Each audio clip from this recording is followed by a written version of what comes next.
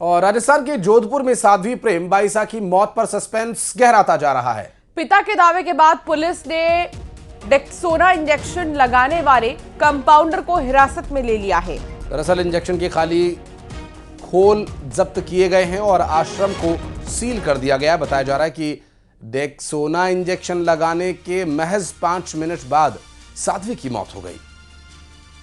हालांकि मौत इंजेक्शन से हुई या किसी दूसरी वजह से, इसका खुलासा पोस्टमार्टम रिपोर्ट में होगा, जो शुक्रवार को आने वाली है। तो वहीं डॉक्टरों का यह कहना है कि डेक्सोना एक स्टेरॉइड इंजेक्शन है जो सूजन और गंभीर एलर्जी में लाइफ सेविंग ड्रग के तौर पर इस्तेमाल होता है और इससे आमतौर पर तत्काल मौत नहीं होती है। हालांकि उसके कुछ साइड इफेक्ट्स होने की बात से भी उन्होंने इनकार नहीं किया और फिलहाल पुलिस इस एंगल से भी जांच कर रही है कि कहीं इंजेक्शन में कुछ मिलाया तो नहीं गया था या फिर किसी जानलेवा साइड इफेक्ट की वजह से मौत हुई हो। ये सारे विषय पोस्टमार्टम रिपोर्ट आने के बाद स्पष्ट हो पाएंगे। दरअसल आज साध्वी प्रेम बाईसा का अंतिम संस्कार उनके पैतृक गांव बालोतरा के परेऊ में किया जाएगा।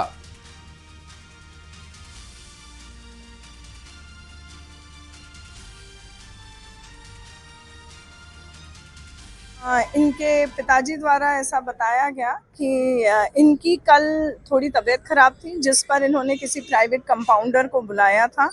प्राइवेट कंपाउंडर ने जो इंजेक्शन लगाया, बाद उसके इनकी तबीयत काफ़ी ज़्यादा ख़राब होने लग गई, जिसके बाद इनको एक प्राइवेट हॉस्पिटल में दिखाने ले गए, जहां उन्होंने बताया कि इनकी मृत्यु हो चुकी है। उसके बाद जो बॉडी है उसको MGH मोर्चरी में शिफ्ट करवाया गया, प्रॉपरली वापस से जाँचें करवा के शिफ्ट करवाया गया और अब मेडिकल बोर्ड द्वारा पोस्टमार्टम जो है वो उसकी प्रोसेस चालू है।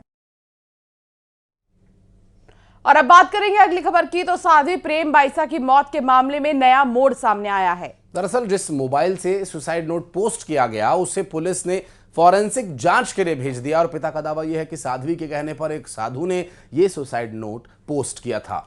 पुलिस के मुताबिक यह सुसाइड नोट मौत के 4 घंटे बाद पोस्ट किया गया। इसी से ये सवाल उठा कि अगर साध्वी ने न्याय वाली पोस्ट देने को कहा था तो मोबाइल से वीडियो रिकॉर्डिंग क्यों नहीं किया गया, और अगर मौत इंजेक्शन से ही हुई तो सुसाइड नोट पहले क्यों लिखा गया। पुलिस ने आश्रम के सभी इलेक्ट्रॉनिक गैजेट्स जब्त कर फॉरेंसिक जांच के लिए भेज दिए हैं। एक निजी क्लिनिक ने इंजेक्शन लगाया 5:15 के लगभग, 5:15 के 5:20 पे और 5:29 पे उन्होंने प्राण त्याग दिया। 5 आखिर कहा पापा मुझे न्याय तो नहीं मिला, उम्मीद थी, लेकिन जाने के बाद में विश्वास से, संतों से, देश की जनता से, कानून कारों से मुझे दिला सकेगी, ऐसा उन्होंने बोला। अरे प्राण निकल गया। अरे इतना ही बोले भाई। क्या तबीयत खराब हुई थी, क्यों इंजेक्शन लगाने की? नॉर्मल बुखार, कोई जुकाम, नॉर्मल जुकाम। रात को अजमेर हूँ कथा करने आया, सुबह नॉर्मल बुखार था। आज का कार्यक्रम कभी वो इंजेक्शन नहीं लगाते, गोली ले में और कहो पापा हमारा जल्दी ठीक हो जाए, इंजेक्शन लगा दो।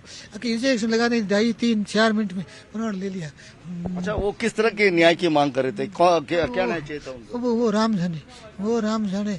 आप उनकी बात एक वीडियो आपका और उनका जो गलत तरीके से प्रसारित किया गया, काफी विवाद रहा उसको लेकर। सभी संतों को उन्होंने पत्र लेके भेजा और अब उनकी पूरी मेडिकल जांच हो जाए। जो भी है मेडिकल जांच रिपोर्ट कर, हर तरह की मेडिकल रिपोर्ट होनी चाहिए उनकी। उनके जो पोस्ट वायरल हुई उसमें उन्होंने लिखा कि मैंने कई संतों से निवेदन किया कि मैं अग्नि परीक्षा पोस्ट बाद में हमारे मीडिया वालों ने की, हमारे जो मीडिया सलाह है वो ID सलाह में उन लोगों ने 2.5 घंटे बाद की या 3 घंटे बाद में की।